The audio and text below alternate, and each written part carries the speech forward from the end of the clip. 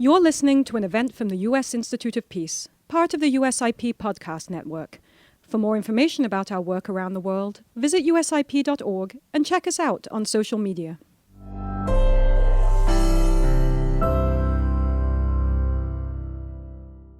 Good afternoon and welcome. My name is Lise Grande. I'm the head of the United States Institute of Peace. We were established by Congress in 1984 as a nonpartisan public institute dedicated to helping prevent, mitigate, and resolve violent conflict abroad. As many of you are aware, the UN Charter adopted reforms to the international legal system in 1945 that enabled the UN Security Council to mandate sanctions that might previously have been understood as a violation of neutrality and as an act of war. Although initially reluctant to impose sanctions, the Security Council has been much more forward-leaning since the end of the Cold War, starting with sanctions on the former Yugoslavia, and then in short order on Libya, Liberia, Somalia, parts of Cambodia, Haiti, parts of Angola, Rwanda, Sudan, Sierra Leone, Afghanistan, and Eritrea. Dr. George Lopez, who is here with us today, wrote a very famous book, many of us have read it, called The Decade of Sanctions. And it was during this extraordinary period that you saw the UN Security Council just move with determination in the use of these sanctions. Sanctions are broadly credited with helping to advance mediation, for reinforcing peace talks, and for incentivizing negotiations. They are also seen as a concrete mechanism for constraining the behavior of malign actors. At the same time, however, there are persistent questions about the coordination and the effectiveness of the sanctions themselves. Within the Security Council, there are debates about when sanctions should be levied and when or if they should be modified and lifted. The aim of today's discussion, we'll be together for about an hour, is to explore the track record of UN sanctions and to consider options for using them more effectively in peace building. We're delighted to welcome two distinguished experts for our discussion. Director Josh Black is the Special Assistant to the President of the U.S. He's the Senior Director for Multilateral Affairs on the National Security Council.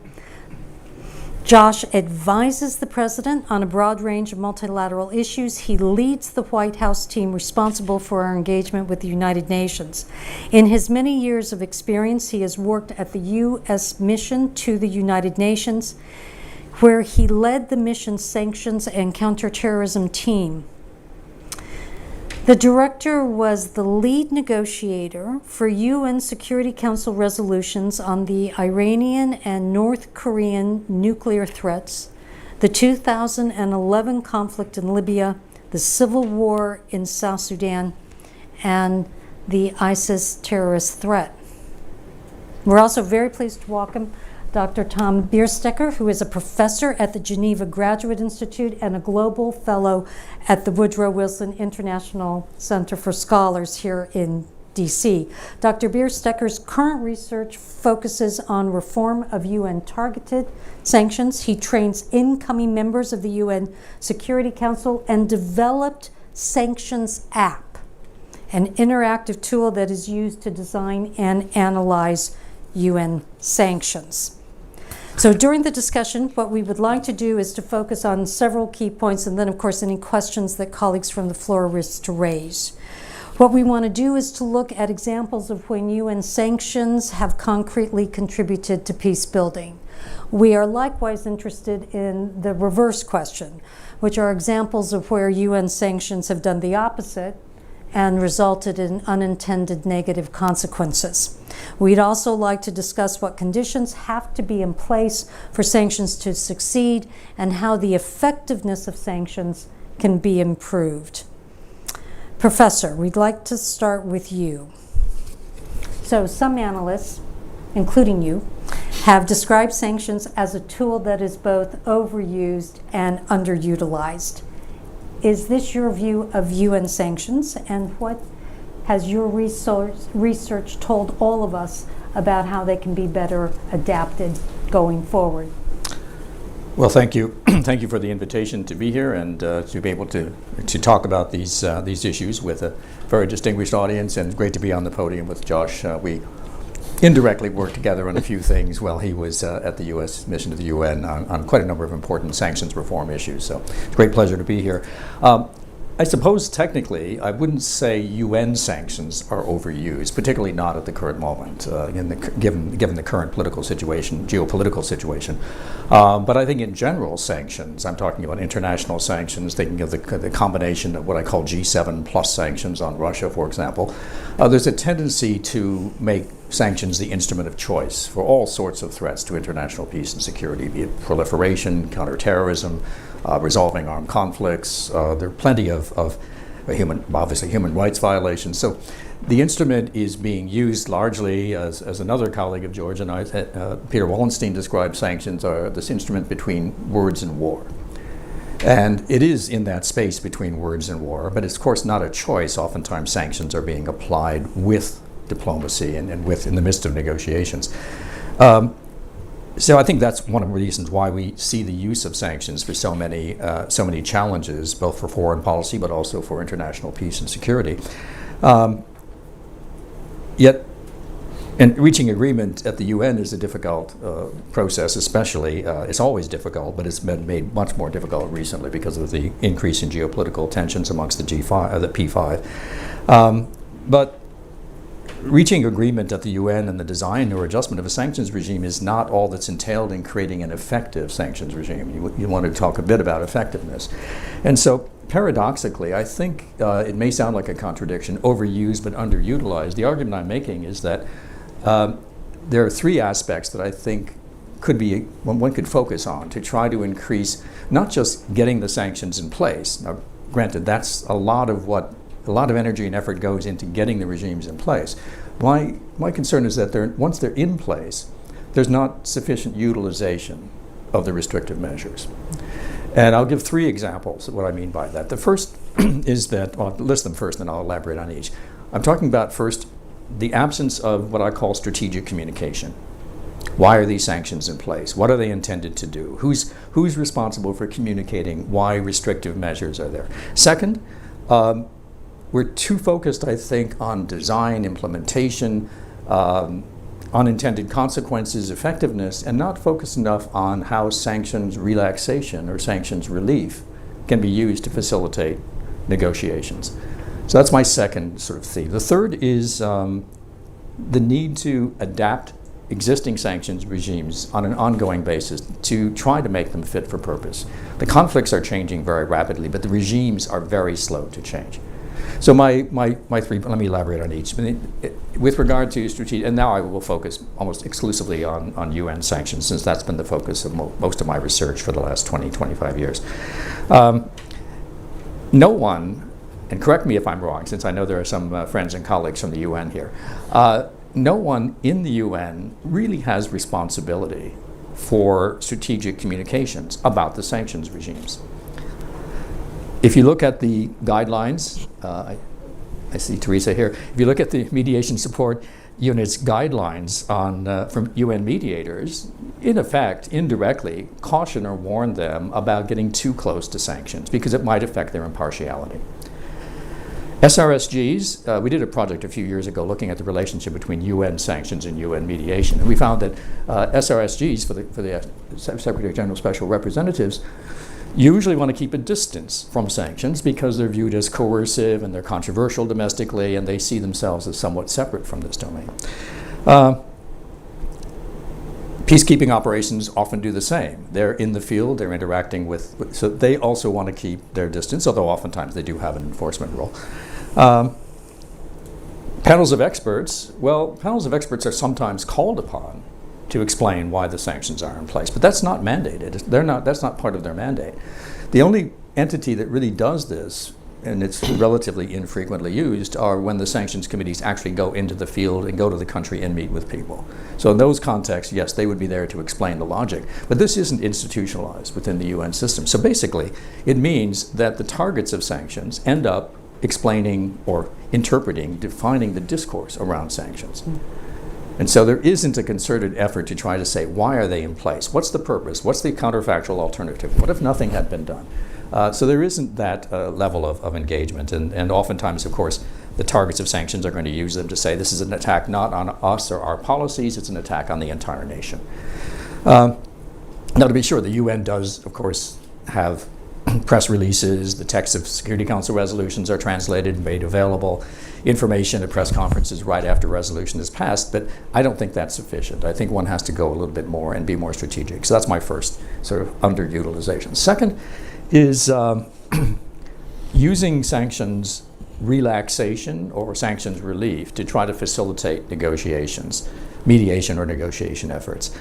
As I already said, most of the focus, and certainly we as scholars are responsible for this, our focus is on the threat of sanctions, the design of sanctions, the implementation of sanctions, the unintended consequences of sanctions, the effectiveness or ineffectiveness of sanctions. But nobody really looks at how sanctions end. One exception, there's a project in Germany, in Hamburg right now, Julia Grauvogel and Hannah Attia's work on how sanctions end. But with that's exceptional. There's very little on this. At least in the scholarly literature. And I think we should look a little bit more about how they could be relaxed, again, strategically, in order to facilitate negotiations. Because we know, again, from the sanctions literature that the threat of sanctions, if you're trying to change behavior, which is only one, in my view, one of the purposes of sanctions, they're also intended to constrain, as you mentioned, as well as to send normative signals. Those are really the three main purposes, in my view. But the literature on sanctions tells us if you're trying to change behavior, a threat is more likely to change behavior than the actual application or implementation of the sanctions themselves. So if you're trying to coerce a change in behavior, it's very difficult in any circumstance to force a change in behavior, but threats are more effective than the actual application of the measures. And from some of the work we've been doing on the relationship between sanctions, mediation, and negotiation, we found that the potential promise of relief of measures can also facilitate changes of behavior. And so we need to think about, once we have these measures in place, how can we use them flexibly to not give everything away at once, because that's not what I'm talking about. When I say sanctions relief, what I'm talking about is a gradual incremental process by which you could actually relax, roll back, scale back the existing restrictive measures that you have in place.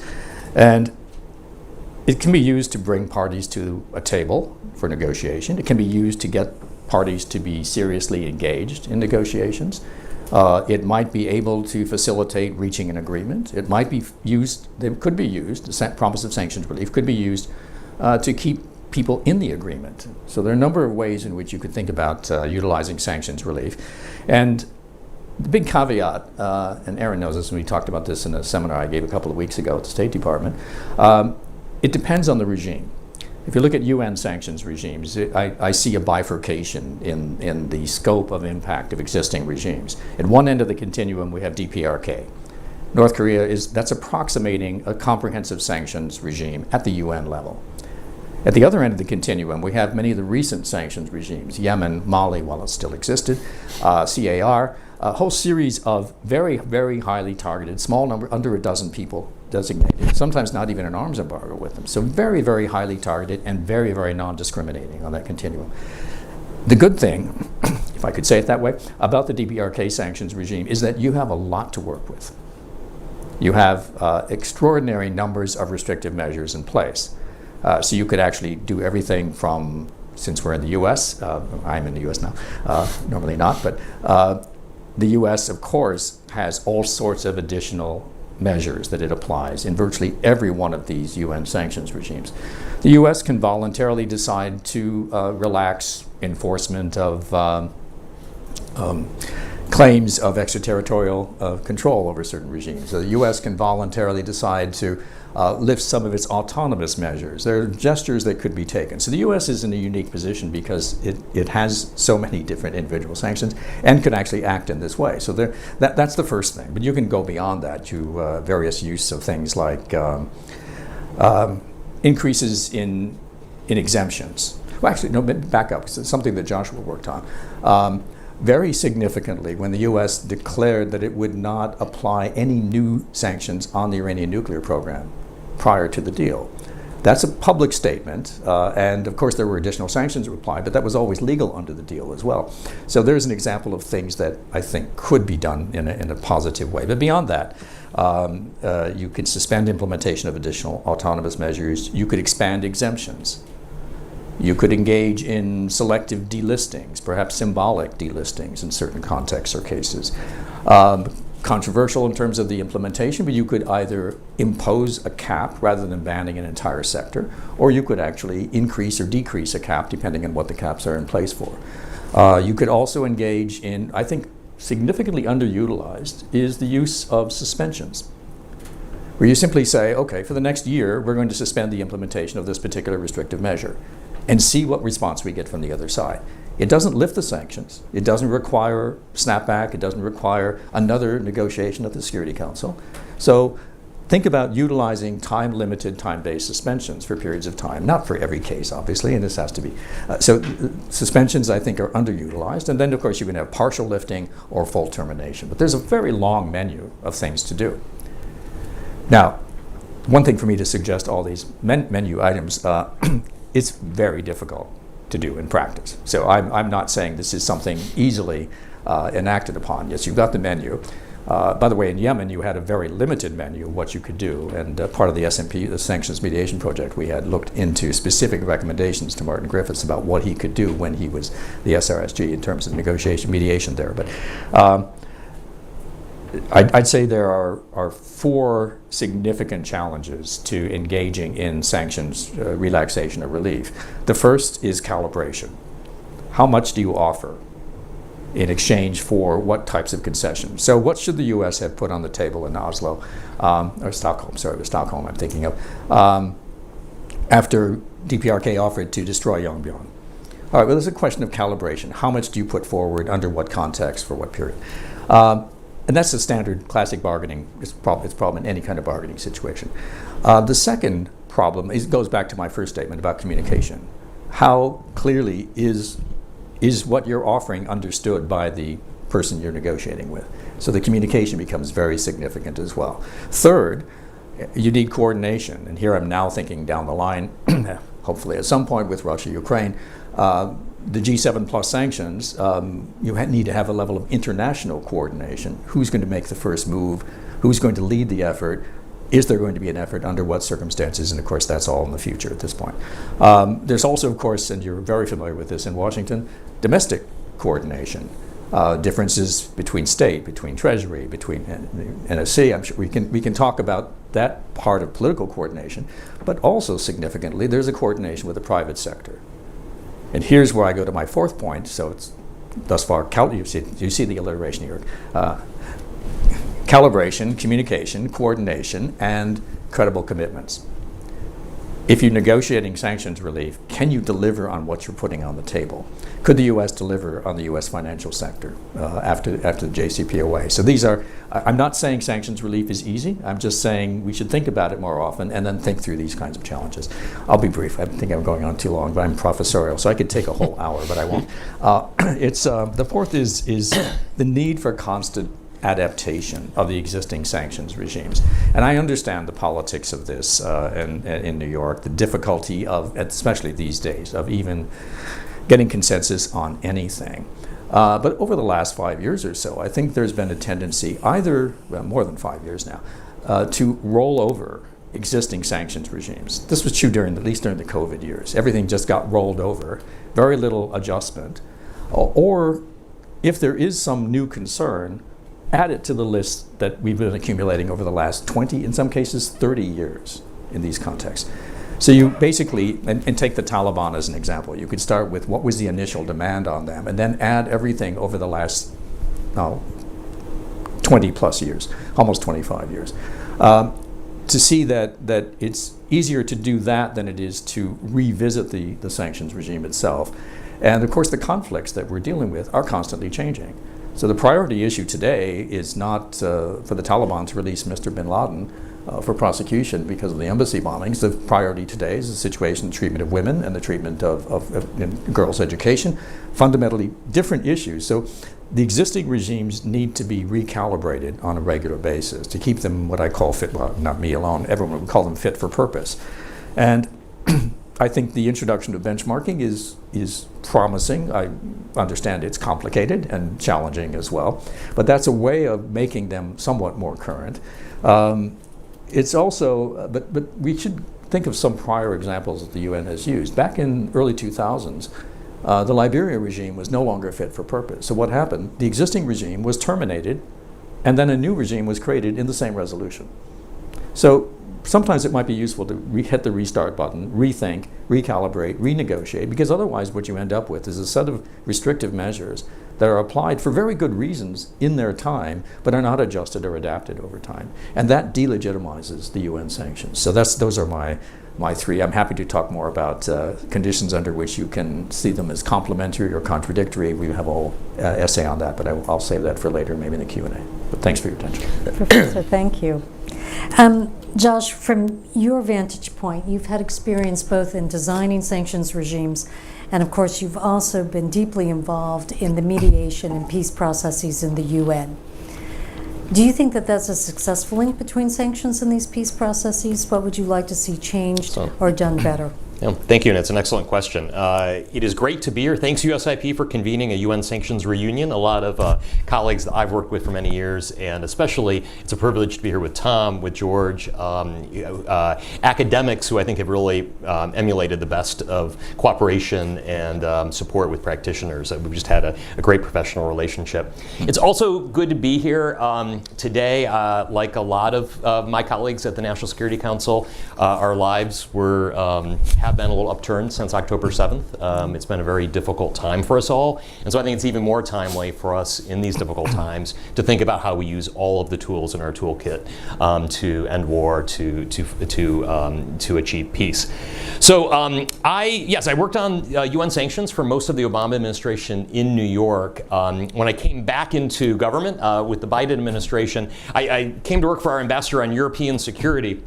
But our ambassador's deputy, who knew I had worked on these issues, he looked at me and said very solemnly, "You realize you're never escaping UN sanctions, do you?" And I said yes, and I accepted that, and I have stayed plugged in, and I'm still fascinated by the use of this tool. So I will answer a few of your questions, talk about what I think is a tough time for UN sanctions, and I will try to end a little optimistically about how we go forward. First, I will start with a confession. The way I ended up on UN sanctions was a little random. In my early 30s, I really wanted to live in New York City. I was young and single. I'd been working at the State Department. DC was boring me. And there was one job that fit the bill. It was the UN sanctions position in New York, and at the US mission. I told all my friends this sounds boring. I didn't know what sanctions were. I said it had something to do with bank accounts, but I was going to, suck it up and take this job because I wanted to live in New York. Well, that was over 15 years ago, and what happened was, by working on that issue, by seeing the world through the lens of UN sanctions, I worked on some of the most challenging issues of the Obama years. You mentioned Libya, the rise of ISIS, many North Korean nuclear tests and missile launches, and it was a really enriching period for me personally and professionally. The defining moment, though, was working on the Iran nuclear issue. I worked on the big push at the beginning of the Obama administration to increase pressure on Iran. And then a few years later, in 2015, I spent about 6 months in poorly ventilated European palaces actually negotiating with the Iranians about how we would scale back the UN sanctions in exchange for their agreement to impose constraints on their nuclear program. They knew I was the UN sanctions guy. That got a few extra dirty looks. But to see the world and to see these issues through their eyes really was a very interesting experience, and it helped understand better, I think, how sanctions targets see this. So what is the value of the tool? When I was in New York, I spoke to a lot of student groups. They always would come by the mission, and I would talk about my work on UN sanctions, and there would always be the one smart aleck kid who would just kind of raise his hand and say, "But do sanctions work?" As if you can reduce that question, a very complicated question, to something that simple. And the answer I gave is an answer that largely is drawn, I think, from the academic work. And I always talked about the different purposes and goals that this tool achieves. So first, you have the purpose of coercion. This is kind of the traditional understanding of sanctions, right? You impose some pressure and you seek to coerce a change of behavior. The second broad objective, which Tom mentioned, was constraining. You can use these measures to make it harder to get the money, to get the weapons, to have the people move around who might contribute to instability and conflict. And then third, sanctions can actually be an effective political signaling device. So by putting designation criteria, by putting political language, you can signal what kinds of behaviors the Security Council is approving or disapproving of. And so just for an example, I mentioned North Korea. Yes, part of the sanctions goal is to apply pressure to get Pyongyang to the negotiating table. But at the same time, these sanctions are playing a really important role preventing Pyongyang from getting the money it needs to move with these illicit programs, from exporting arms where it could get additional funds, and from importing the proliferation-sensitive nuclear items that it needs for the programs. Take another example, the DRC. This is a tough time in the DRC right now, where there is an alarming rise in tension between Rwanda and DRC on the border in the eastern Congo. But for many years, those sanctions have played a role limiting the arms that are going to armed groups in the eastern Congo, and they've also played a role, as I said, signaling. We have really clear designation criteria about things like sexual and gender-based violence or other kinds of atrocities in conflict, and so it's achieved those multiple goals. So where are we now on sanctions? I will be honest, I think we're in a dark place. I think that there's some real challenges on the horizon, and I think they have to do with some old problems, but also with some new dynamics on the Security Council. So first, the old problem. For reasons, and Tom touched on this as well, it is just really hard to effectively, dynamically integrate this tool into conflict and mediation processes, to have them be synced. Tom mentioned a few of the reasons. I do think that sanctions, even just the word, has a bit of a bad reputation in some corners, including the UN system. There's a hangover from the humanitarian impact of sanctions on places like Iraq in the 90s. There's a lack of understanding. This is a complicated tool. How it works, how countries implement them, how they're monitored, it's not well understood. I think sanctions have a bad reputation in the global south. A lot of times they're seen as a tool of the rich to coerce weaker states. And I think in a lot of mediation processes and a lot of UN officials, and Tom alluded to this, you do have UN officials that just lean toward the carrots, that they want, that they're more naturally aligned through some of those tools. So yes, I can theoretically imagine a world where your mediators, your UN officials on the ground, your peacekeeping missions, your humanitarian actors, that all of these tools are in real time coordinated, where you're using sanctions threats, the inducements of limiting sanctions. Yes, that could theoretically happen. I think in practice it's been very hard. It's been very hard for the Security Council to move dynamically. It's been hard to integrate this. But the second problem, which you might call the new problem, is the blindingly obvious problem that we are in an era of geopolitical tension that has been rising over a period of a number of years, and it is hard for the Security Council to do much these days. Iran and North Korea, these are issues I worked on for many years. It is really hard to imagine the Security Council coming together in the way that it did way back in 2006, which is how old those sanctions programs are. And I think for a country like Russia or China, increasingly they see those issues in a different way. Maybe they would have seen this more through a non-proliferation lens. Now I think they're seeing some of these big conflicts in a geostrategic competition lens, and that's changing what they're willing to agree to. Take Russia.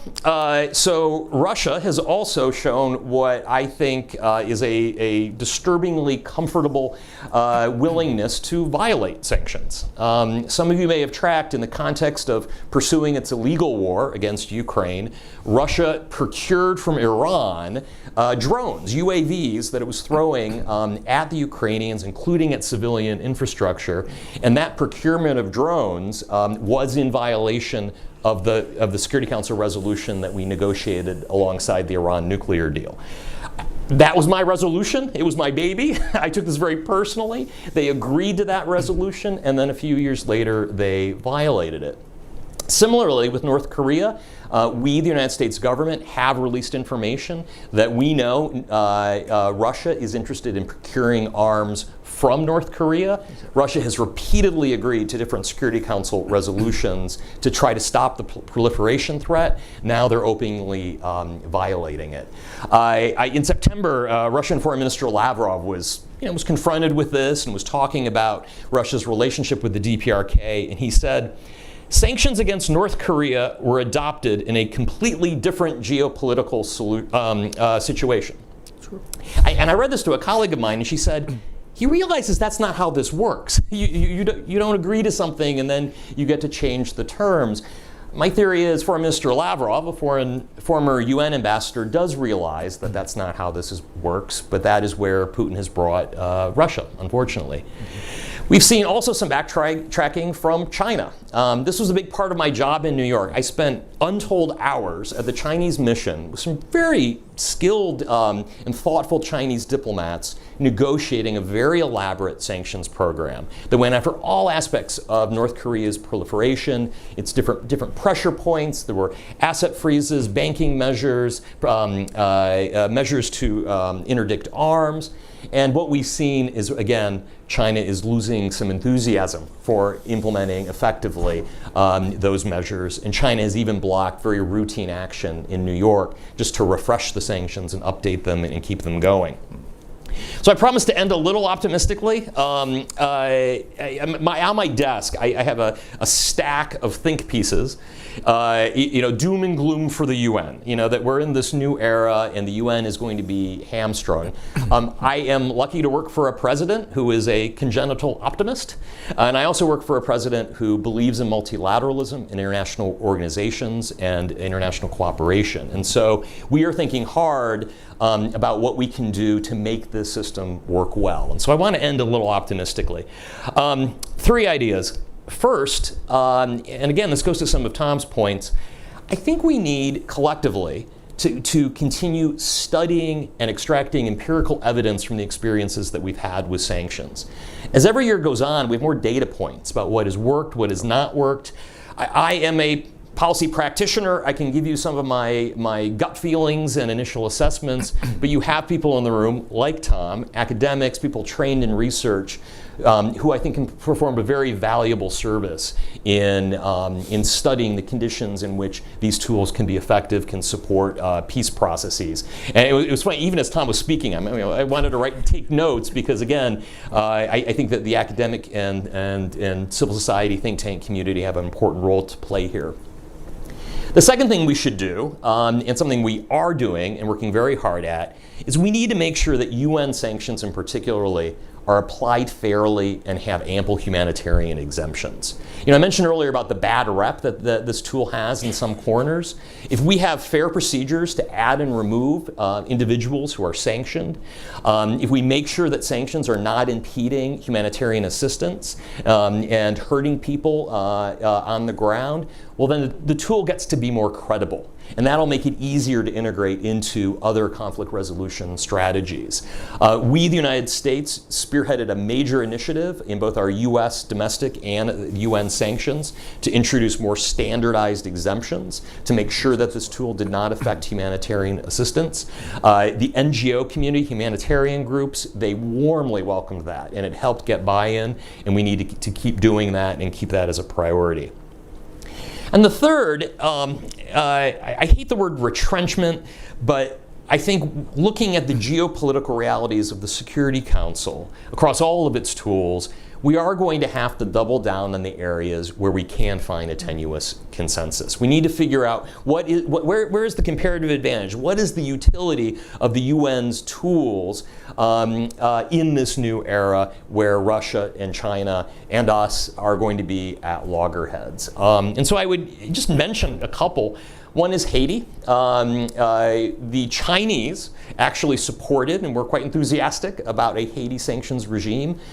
For those of you following the situation in Haiti, it is a deeply disturbing tragedy with gang violence.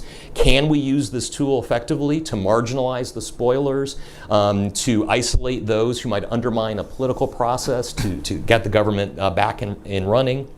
I mentioned DRC. Again, this is a period of really troubling tension on the border.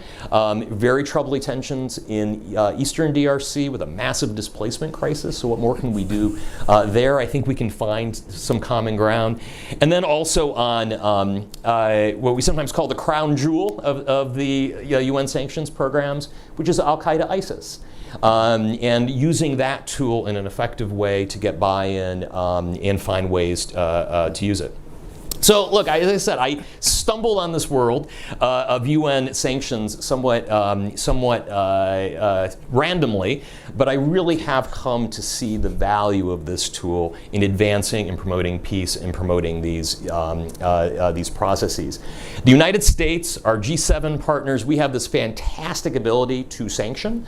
Under our domestic authorities, we have done that. We have held Russia accountable. We use it in other circumstances, but UN sanctions, a tool expressly authorized in the Charter of the United Nations, it will remain the gold standard, and it will remain an important mechanism for collective action throughout the world. And so for that reason, I really appreciate you hosting us here today to talk about the future of the tool and how we're going to navigate this challenging new era.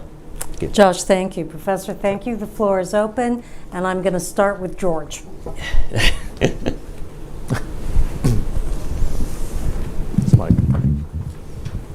Thank you, and thank you to the audience size that's assembled for this, both virtually and here in the room. One of the things that Tom talks about in terms of absence and adaption and various things, and Josh, you mentioned the ability to involve and get empirics on what's worked before. One of the things that strikes some of us is that with a number of the sanctions that have been successful, the earlier days with DPRK, or Liberia and some other internal conflicts in Africa, is the UN and implementers like major states like the United States were able to rely on and even build into the resolutions a first step, not complete denuclearization, but coming to the six-party talks. Or you were able to use demobilization and arms embargoes because the OAU or the Arusha Agreement set that up. One of the things that strikes many of us about looking at where we are, even in this dark day, is a lack of creativity, maybe in Tom's words, it's adaptation of those intermediate regional or other newly created organizations that can at least get people back to the table, as opposed to no sanctions, more sanctions, stalemated Security Council, and everybody goes on their way. Where do you think is the low-hanging fruit in, let's say, UN Security Council sanctions on Haiti or elsewhere, where we can help create and stimulate those coming together for the creative diplomacy and adaptation that Tom's calling for?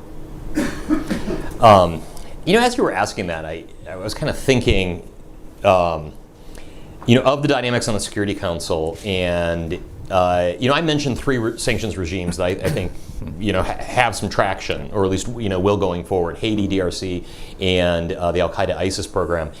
One thing they all share in common is essentially they're targeting non-state actors, actors who are essentially criminal, committing atrocities or terrorism. It's almost an interesting thought experiment that for state action, like the DPRKs in Iran, I think it would be very hard for the Council to come together on a sanctions program targeting a government like that again, just given the geopolitics. And here's an example: Mali.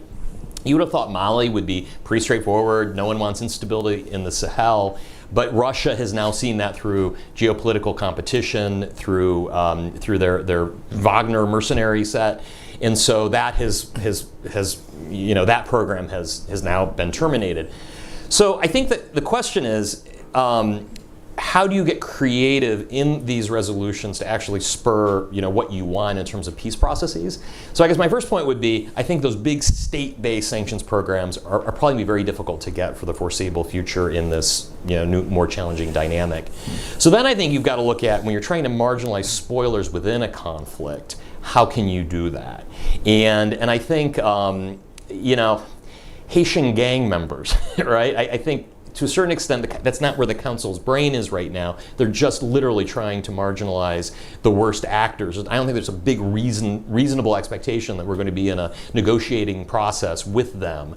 So I don't mean to duck the question. It's just I'm trying to imagine when we'll have the political alignment.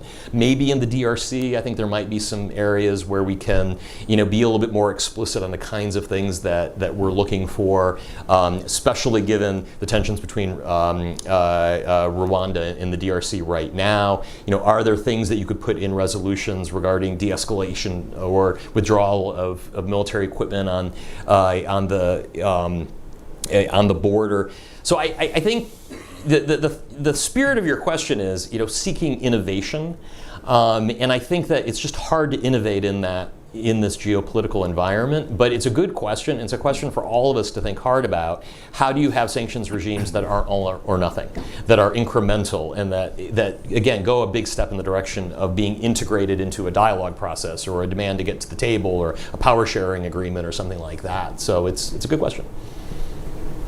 Professor. Yeah, it is a good question, and it's a difficult one. In terms of identifying low-hanging fruit, I would maybe not be as optimistic on DRC, but I agree on the other two. Haiti is interesting in part because of it's not just China went along with, but China seemed to have been quite significantly behind the idea of applying sanctions. That struck me as, wow, this is something new, because I've been following sanctions-related issues for about 20 plus years, not quite as long as George, but almost. And it's a real change to see China coming forward. Why? And maybe because they can make the U.S. look bad in its own neighborhood. I mean, that's one argument. That's a cynical argument. The other one could be, well, maybe it is taking global responsibility seriously and wanting to show leadership, and it's a very difficult situation. So I can see a number of you can read it in perhaps a combination. Maybe it's both, actually. And of course, historically, counterterrorism is the one area where the P5 have had, at least counter-Islamist-based terrorism has been a common theme across over a long period of time. If they perceive a common threat, that's a possibility. So those are the areas I would say. But in terms of specific measures, actually I've almost reacted a bit to Joshua about, I would say never ever reject the idea of discussions with someone. And I would include groups that have committed acts of terrorism. And for all sorts of reasons. I know it's very difficult these days to talk about this, but the idea that you exclude, one of the things I referred to this project we had on sanctions and mediation, looking at UN sanctions mediation cases. And one of the real challenges we found from looking comparatively only at 6 cases, so I can't say with 12 episodes or 13 different episodes, so it's a very small sample. I won't go into the methods, but it gives some interesting sort of ideas of some different types of lessons one can learn. So one of the lessons was that when the UN intervenes on one side of a conflict, okay, let's sanction the Houthis. Let's sanction Al-Shabaab, well, even pre-Al-Shabaab, UIC in Somalia. You actually start going to those details. You realize that you're actually closing space for discussion and mediation. And so that kind of I'm not saying that it obviously this is context specific, so there are some, I wouldn't make this a general point, but the exclusion of being willing at some point to discuss at some point and understand that actors might change or that they're more complicated than we project onto them. That would be one point, that we oftentimes look at actors as if they're uniform and unitary, but in fact they're often divided. That leads to my second reform idea, somewhat reform idea. And here's where you really need intensive, detailed knowledge of the actors, especially if we're dealing with non-state armed groups. Try to figure out where the differences are within those groups. Use sanctions to drive wedges within regimes. And I sometimes say this when looking, I mean, maybe, I don't know if we have time, this is not on the subject here, it's just UN related, but what is the reason for designating oligarchs in Russia? Now, I think it's a good idea. I think they probably are all criminal in origin. I mean, it's so normal, it feels good.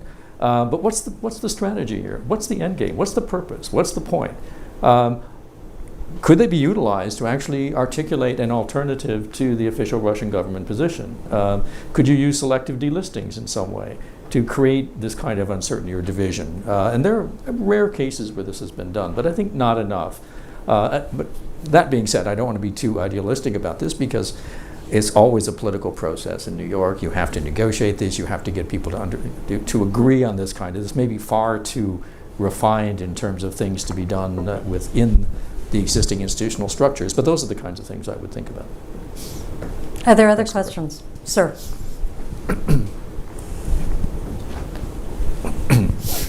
Thank you very much. This is fascinating. I'm really interested in the credibility of commitments problem that was brought up earlier, both in terms of credibility of threats, if you don't do X, Y, Z, we'll punish you with sanctions, and in the credibility of assurances. If you do what we want, we'll undo the sanctions. And it seems like that's a real problem if actors think that you will then reimpose sanctions later, kind of irrespective of their behavior. So two-part question. The first part is, what do you think about the credibility of assurances? Are there differences between UN sanctions and sanctions that are just from the US or from outside the UN? Are there differences in how we should think about assurance credibility there? And then second are there interesting or novel aspects of assurance credibility specifically in the context of peace negotiations or like incremental negotiation steps? Thank you very much. I think that well, I mean, first, part of your question goes to the challenge of lifting these measures at any point. Take Iran, for example, something I lived through. The entire purpose of the UN sanctions, the argument we used for the UN sanctions was to get the Iranians to the negotiating table to agree to limits on their nuclear program, and again, in exchange for us lifting those sanctions. That is always hard to do when dealing with bad actors, because in July of 2015, when we finished the Iran nuclear deal, the Iranians were still a deeply problematic actor involved in lots of bad behavior. But that was the deal. That was the rationale. We needed to scale back. It didn't feel good, but we believed that that was appropriate at the time to get these very significant constraints on Iran's nuclear program. Now, you go to the commitment issue. If the Iranians were here, they would say, well, and then the United States had an election, and everything went in reverse, and so how can we trust you? And that's actually been a challenge, with the rounds of nuclear diplomacy in this administration. I think that the Security Council has a reasonably good, if you can get all members of the Security Council to commit to make an assurance, I actually think that is taken quite seriously and credibly, potentially more than the United States. Again, given that we have our domestic politics, we have a congressional dynamic, we have a Congress that can do its own thing on sanctions if it should so choose. And so I actually think that the Security Council, because it requires on that a degree of political consensus, that it is more credible. It does have more of an impact, again, more than just the latest round of Treasury OFAC sanctions. Yeah, very interesting question. I agree with Josh. I think in general, I guess as a multilateralist, I would say that the multilateral guarantees are to some extent more stable than guarantees coming from any single country. Well, the Iran case does say it, and I think I can't speak for Europe, but I live there. It's there's a lot of apprehension about where the world is going in 2024 based on the U.S. election at this point in time, and so the whole question is everything up for grabs again? What happens to Ukraine? What happens to NATO? This is the level of. But it's a problem, and it's a broader problem. I think it's a broader problem of the breakdown of the bilateral consensus on foreign policy in the United States. I agree with Richard Hawes when he makes the argument that it is precisely that disagreement, domestic, internally, the breakdown of foreign policy consensus that makes the U.S. less effective globally. as a result. I think that's the problem of domestic politics feeding into what the U.S. is able to do. But I think, broadly speaking, there is a fair amount of nervousness about this. And it also, I think you have more stability in the guarantees coming from multilateral agreements than you do from individual states. Sir.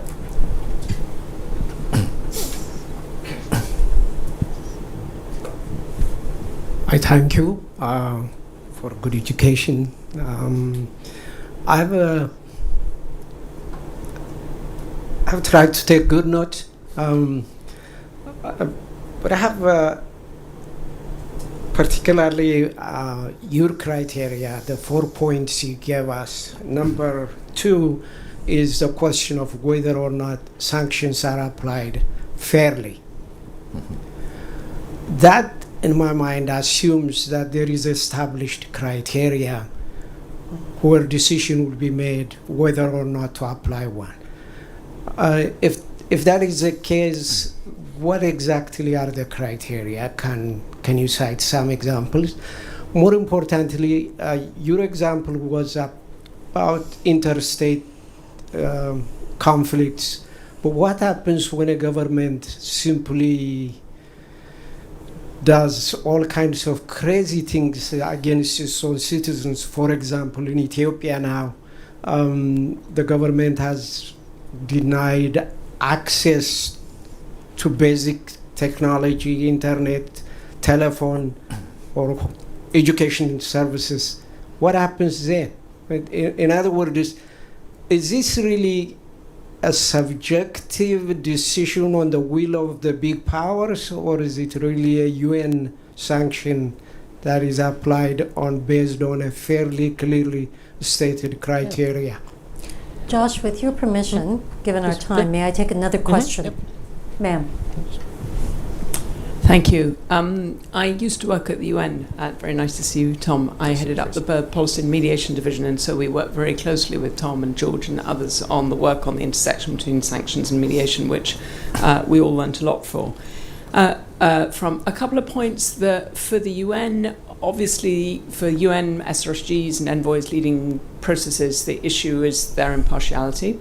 And so generally, there are a few SRSGs, who I won't name, who have directly threatened sanctions, which many of those of us within the UN would make us cringe and worry about, and I think it was entirely inappropriate in terms of their impartiality. There are many more who, in the past, particularly when UN sanctions were more of an active thing than they are now, for the reasons they would talk to the member states on the Security Council and have smarter discussions about the possibilities and pros and cons of threatening or possibly thinking about sanctions. So those conversations go on. But otherwise, I agree entirely with what Tom was saying about the lack of kind of strategic coherence in the approach. I think where my question is around the Al-Qaeda and ISIS list. One of the things that's happened since 9/11 with the kind of increased focus on counterterrorism, the listing of terrorist groups, of non-state armed groups that are listed as terrorists by individual states, the creation of that list, and that kind of has had a chilling effect on mediation and engagement. UN officials are immune. They are able to engage with anyone who they think can help bring peace, and indeed they're bound to. It's part of their job. But the existence of the lists and the existence of the prescription regimes cast a pall over it and make it much easier for states to fall back on counterterrorism narratives, and for some envoys to also feel themselves supported by that.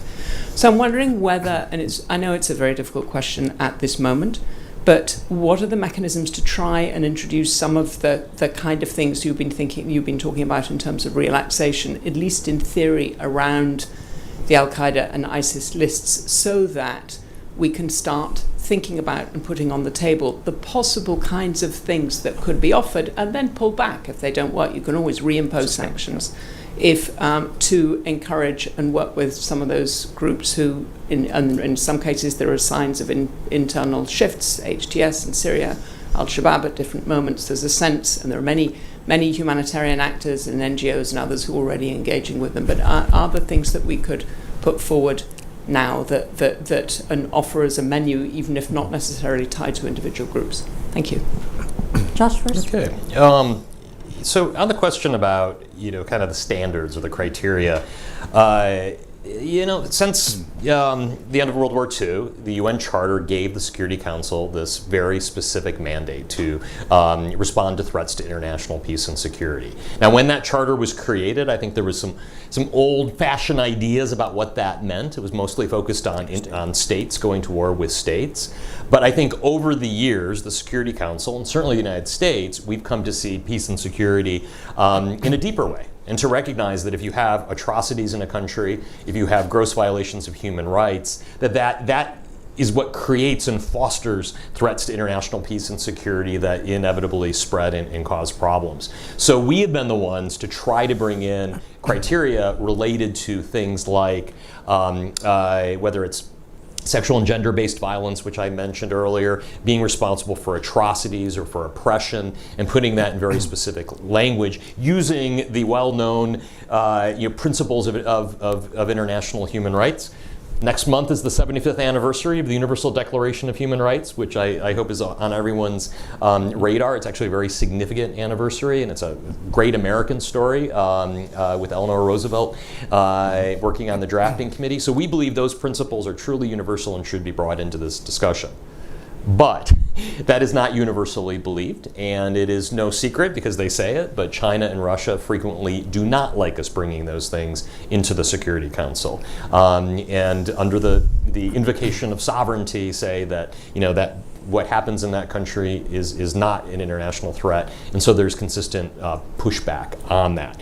So ultimately, this is going to be political. And I mentioned the Security Council and its unique mandate. The Security Council has flaws. Everyone knows that. I work for a president who believes that its membership should be reformed to be more representative. Our president last year said very explicitly, we need African representation on the Security Council. We need permanent representation from Latin America.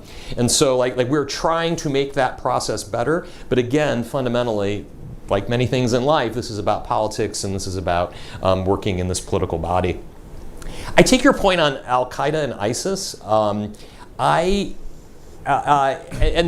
Tom talked about being open to dialogue, and I firmly, ideologically put myself in that camp, and I think that past U.S. administrations have been often saw dialogue itself as a carrot or something that reward, and so I believe to my bones that the United States government, the international community should be open to talking with people, even really bad people who are doing bad things. I think it's an interesting question in the context of Al-Qaeda, ISIS, on the listed groups that are there. I don't think anyone's really thought or has done much of kind of a scrub about might there be some groups. You mentioned HTS in northern Syria. It's worth a thought, and I think it's the kind of thing that we should at least be open to. I have a little bit of skepticism just knowing that to get through the Security Council, you got to be pretty bad. These are pretty atrocious groups, and in that specific sanctions regime, there was never the idea that this would be an inducement to dialogue. There was a sense that this is a very serious threat to our countries. We're going to stop them from having money. We're going to stop them from being able to travel, prevent them from getting weapons, and that's the way that we're going to manage what is essentially a criminal activity. But I'll be the first one to concede that there are blurred lines between what is an irredeemable group that we just want to constrain and isolate and limit, and what we would view as someone that we might want to talk to as part of a legitimate process. And again, just for the record, I believe in dialogue even with bad folks. I've done a bit of it in my career, and it can go poorly, it can go well, but I don't think that it's something we should be afraid of. I actually think we should be very open to it, because that's how you move forward. That's how you find peace, by talking to people you disagree with and really judge. Interesting. Let me first the question: Are sanctions applied fairly? No. I think I usually don't have a single word answer, but no. It depends on who's sending the sanctions, who's applying the restrictive measures. When I introduce our when we do the training for the incoming members of the council and even the summer course in Geneva, I always end up chairing the discussion about Security Council dynamics. And I always begin by quoting Adam Roberts from Oxford University, who said, we should always think about the UN not as a collective security system, but as a selective security system. There are plenty of issues. If you look at the range of conflicts across the world, look at those conflicts that are taken up by the United Nations Security Council for whatever reasons, not even 50%. I'm now thinking of the data from our colleagues in Sweden, the conflict database.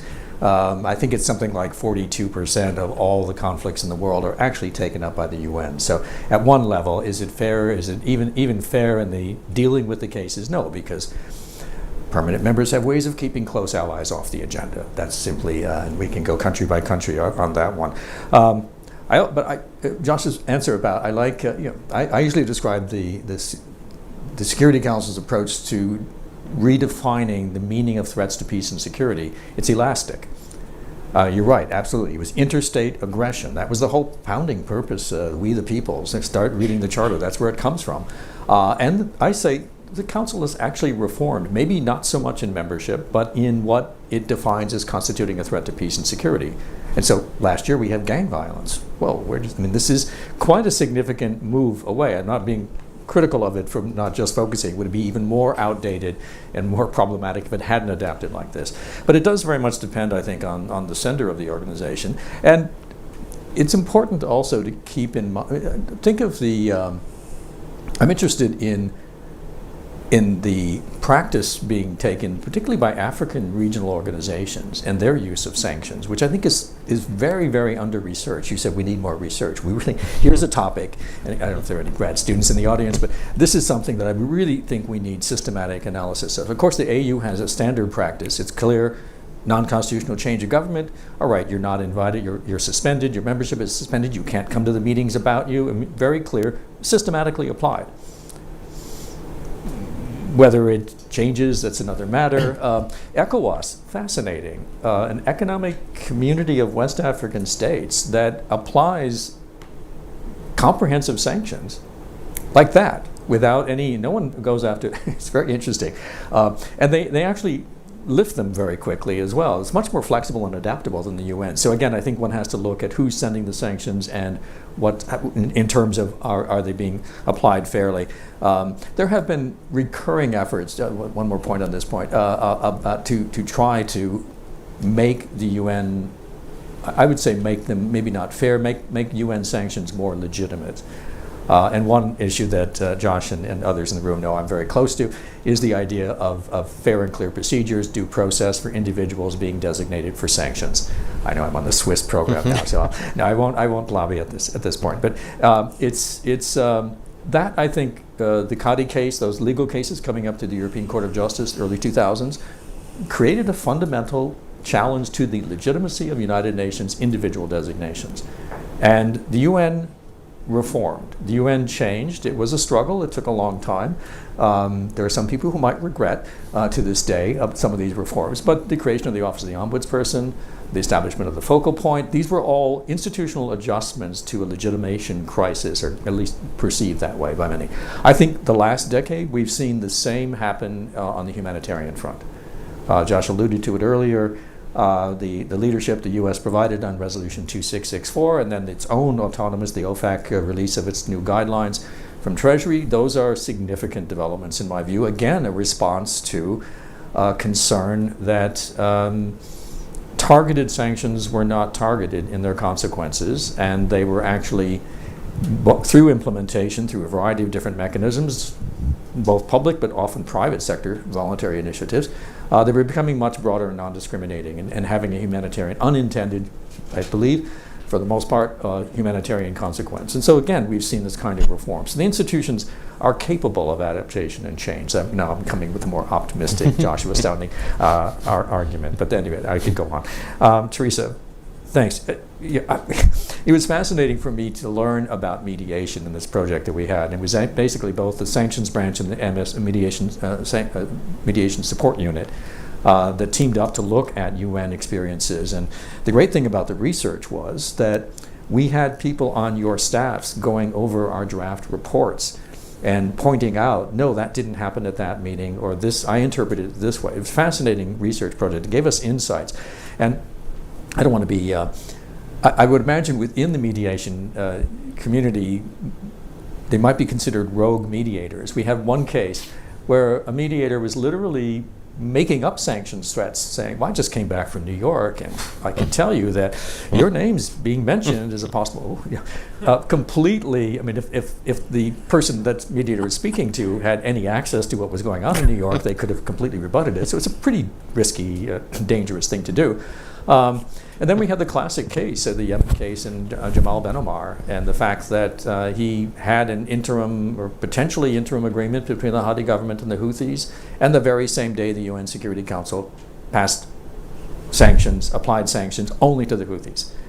And the whole agreement broke down. And the classic case of complication or contradiction between the different measures. So I think it's important to examine. I think a lot of it just requires, another point Josh made earlier, more knowledge. I mean, sanctions are, everyone loves to hate sanctions. I hear this all the time. They're bad, they don't work, they hit the wrong people, they violate human rights, they have humanitarian effects. But actually, if you can just educate people on what their limits are, what they're intended to do. And I think the mediation community needs to know more about sanctions, just as the sanctions community needed to know more about mediation. And I would apply that same argument to the humanitarian community, by the way. Exactly. The amount of ignorance in the humanitarian community about sanctions is legion. Anyway, I won't get on that soapbox. The chilling effect on mediation, I think it's an overreaction on the part of mediators to concerns or single examples of, well, we can't serve water at the meeting because that would be material support. I mean, that kind of very simple-minded interpretation, I think, again, more education about it's not illegal to sit down with someone on the sanctions list. I've done it. I've talked to people on the 1267 list as part of my research. They live in Switzerland, right? Not all of them, some of them do. But I think that was an overreaction in the part. And there's an interesting project currently with the ICG. I don't know if you're familiar with this project. Okay. I attended a workshop with them just a month ago in New York. I think it's very interesting, and it gets into the whole question about designations of groups versus designations of individuals, and they're qualitatively different and create very different dynamics that need to be brought into consideration. And last point on this, HTS is very interesting to look at in particular, I think. But I think rather than worry about reimposition, I'll go back to my point about let's think about utilizing sanctions suspensions more often, because then you don't have to renegotiate the agreement. All you have to do is decide whether you're going to continue or terminate the suspension. Sorry. Professor, thank you. Colleagues, we're at the end of, we'll take two more questions. Please. 3, 4. Quickly.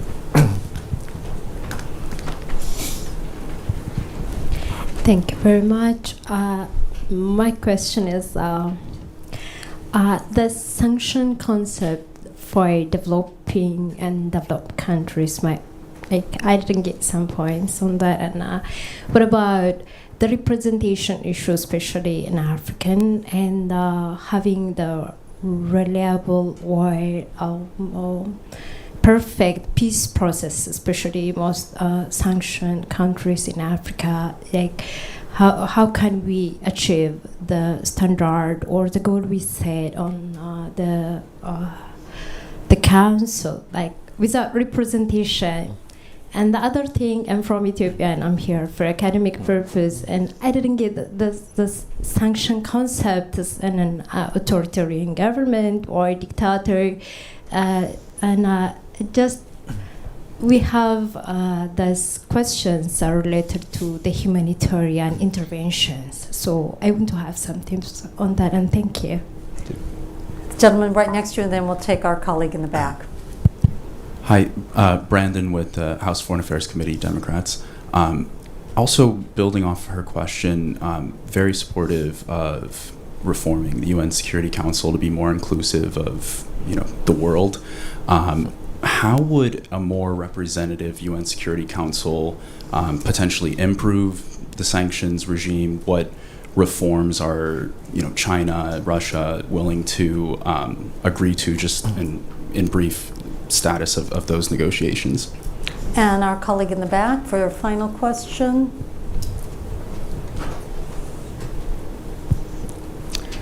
Hi, my name is Shafika Al-Gumai and I'm a Democrat. I am with the reform of the UN as well.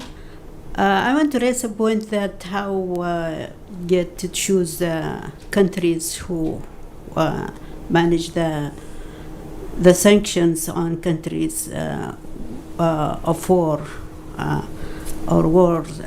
How they designate countries beneficiary from wars, actually, in these countries. And as example for in Yemen, they designated the United States and Britain and the Emirate and Saudi Arabia, who are benefiting from. They have certain kind of interest in Yemen, and that's complicated the solution of war generally in anywhere a country gets sanctions. Thank you so much. And then a final question. For decades, the United Nations didn't use sanctions. Yes. And then there was this incredible period of global cooperation, starting at the end of the Cold War, arguably over now. Mm-hmm. And it was precisely in that period when sanctions were used. Well, we're out of that period now. Mm-hmm. Does it make sense for us to recognize that? Take sanctions, put them on the shelf until they can be used again. We'll ask you to conclude with that before you answer these colleagues' questions. Joss, first to you. Excellent. Professor. Well, I think your question goes well with actually some of these other questions about institutional reform. I mean, essentially is asking, like, what are we doing here? What is the future of this exercise in a world that is so divided, and especially divided amongst some of the larger more powerful countries? I guess I would answer this let me answer your question and then go to the institutional reform in the representation piece. Yes, there was a long period where the Security Council did not impose sanctions. There were years in the 50s where the Security Council didn't adopt a resolution, where you had times where the Security Council was so divided in the Cold War that it was absolutely dysfunctional and did not do much to solve problems in the world. We're not quite there. And I have a colleague in a think tank who says if you just look at the work that the Security Council is doing on a day-to-day basis, it's really extraordinary what is happening in terms of sanctions regimes that are being renewed, peacekeeping missions that are being renewed, work that is getting done, even at a time of just extraordinary division and tensions, especially with Russia and China and the United States and the West generally. So I don't think it's a matter of giving up on the enterprise, but I do think it is a matter of right-sizing our expectations about what the Security Council can achieve. And I think that for a country like the United States, where we have lots of tools, lots of ways to influence the world, it can be sometimes a little tempting to skip the UN and to go right to the tools that are under our authority. But I think that for the long-term security of the United States, we have an interest in these institutions being functional, playing the role they were designed to do, and remaining very committed to them. And again, I'm very proud to work for a president who believes in that and has made that point. The one strand on these questions on representation, on Security Council reform, it's something we're thinking a lot about. And you mentioned Africa in particular. I don't know if you read that. The Times had a great piece about 2-3 weeks ago about the demographic trends on the continent. And the number that is getting quoted a lot is by 2050, 1 in 4 human beings will live in Africa. Now think about that. Just in terms, China's population is going down, ours eventually will be going down. And so I don't think it's tenable to have a world where you have huge parts of it that are not being represented in global governance. And it's not just the Security Council, that's the whole range of institutions. And increasingly you're hearing that message on international financial institutions. And that is also part of the global conversation. So I think for us, for the president, we need to have these institutions be more inclusive, represent a broader range of interest and perspectives, and we think that that is good for the world, even with all the divisions, even with where we're at. Security Council reform. I get asked this from time to time. When we put the president out there, we propose that he make a statement in his speech to the United Nations General Assembly saying that the structure, the membership of the Security Council was outdated, it was not sufficiently representative, and we need to make changes. And again, for the first time ever, he explicitly mentioned Latin America and Africa as two regions that need better representation on the Council. When we did that, we were under no illusions. This is a difficult issue. A lot of the countries that you would want to bring on have strong opposition. We have long supported India. China is not enthusiastic about that. We have supported Japan. I mentioned some of the other regional regions that we think deserve to be represented. This is an extremely, extremely, extremely difficult problem. Previously, the United States, we supported in principle reform, but it wasn't something we thought a lot about. And I think especially given what you're hearing, especially in the global south, the demand for more representative institutions, our credibility globally, our ability to lead on a lot of issues in the world will depend on us standing up, standing on the right side for institutional reform that brings in more perspectives, especially from countries whose voice has not been adequately heard on the multilateral stage. It's hard. Our ambassador in New York has done listening sessions. We've sent teams to key capitals, including countries that we have said previously we support permanent membership. We'll continue that conversation. We didn't think this was something we were going to get done by the end of the year or maybe even the end of the president's term, but we wanted to put ourselves on the right side of that issue, and I'm very proud that we did it. Now, your question though, well, what does that mean if you have an expanded Security Council? It'll be harder in some ways. Because you'll have more voices at the table, and that will be difficult. And it's, we live in a world where for a long time a lot of decisions were made by very small groups of countries, and that's easier, right? It's easier to get agreement among the G7 or even the G20, but we're entering a new era of our world where we need to have institutions that are willing to do the hard work to mobilize global consensus, not just around the peace and security issues, but on questions of development, on questions of climate, on food security, on all of the issues that a lot of countries are struggling with, especially in the global south. So that is our approach, that is our vision. It is a messier world. It's going to be harder to find consensus with more voices in the room, but we don't see an alternative. We need to adjust, and we need to, as Americans, we need to think about how we lead, how we defend, and how we listen to other countries and other perspectives. And that's a big part of the animating philosophy of President Biden's administration. Great. Well, I agree with almost everything Joshua said, so I'm not going to just repeat it. Couple of points. I guess in particular to the question about how to make existing arrangements more effective. I think, and this is something that came out of our study of mediation and sanctions, you need to work at the regional level with the regional organizations. If you have regional organization opposition to everything you're trying to do with sanctions, good luck. If you don't, so I think a lot of this needs to be coordinated through the regional organizations. That's one way, and I think we're seeing this sort of transformation of peacekeeping operations away from UN to UN authorized but under regional. I think that's the trend, and that's one way to have the region more involved in the decision making. Not that it's always benign, by the way. Because regions and countries in regional organizations have their own interests that oftentimes work to undermine both the effectiveness of the sanctions and the and efforts to try to mediate conflicts. On your broad question, in fact, usually I'm not doing it this year. Usually I do something with Security Council report and SCAD on the incoming 5 ambassadors. I think it's tomorrow. and I do a little sort of history of use of sanctions. It's really interesting. You go back 1945 to 1990, there are 2 sanctions regimes. Rhodesia and South Africa. Exactly. And in fact, during the Cold War, very little agreement on anything, veto use, but even on knowing that it would be blocked. So very little collective security activity underway. It was interesting even to see how different those 2 cases are, but at the UN level, because Rhodesia was comprehensive. South Africa, by the UN, was extraordinarily narrow sanctions regime.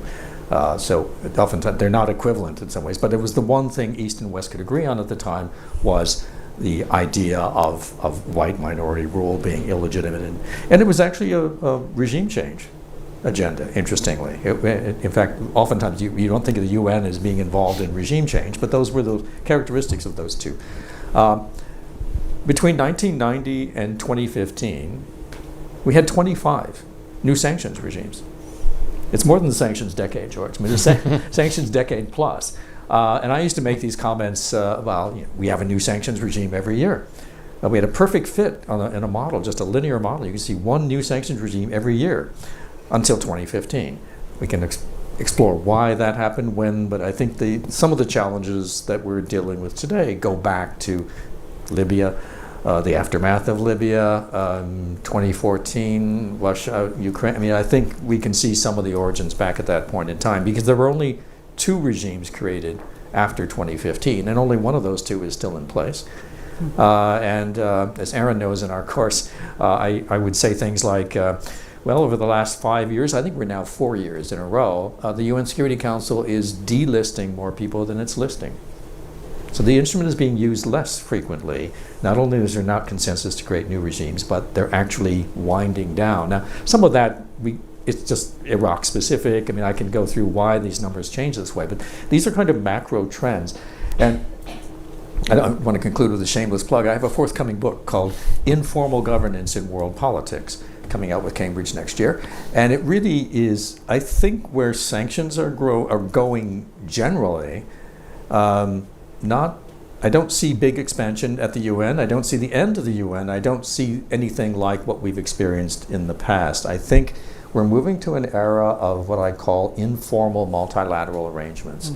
The G7 plus sanctions on Russia. And it's not just Western, it's G7 plus. That's important to emphasize. But it's, I think that's the world of sanctions that we're entering into in terms of where things are going. And it's kind of depressing because I really am a multilateralist, and I do think the UN ones are the only ones that are legal and fundamentally legitimate, but it's not, I don't see the kind of activity that we had there historically. On the other hand, the UN, if we didn't have it, we'd have to create it. The UN is there. The UN still plays a very central, I think, coordinating role. And that's where I think greater effectiveness will come if, in fact, it's able to deal in this new kind of environment. But it will be a challenging one, to be sure. Thank you all for being with us. I hope everyone joins us in thanking Senior Director Black and Professor Biersteker. Thank you all. Thank you. Thank you for listening to this event. If you'd like to listen to more events or explore our other podcasts, visit usip.org/podcasts.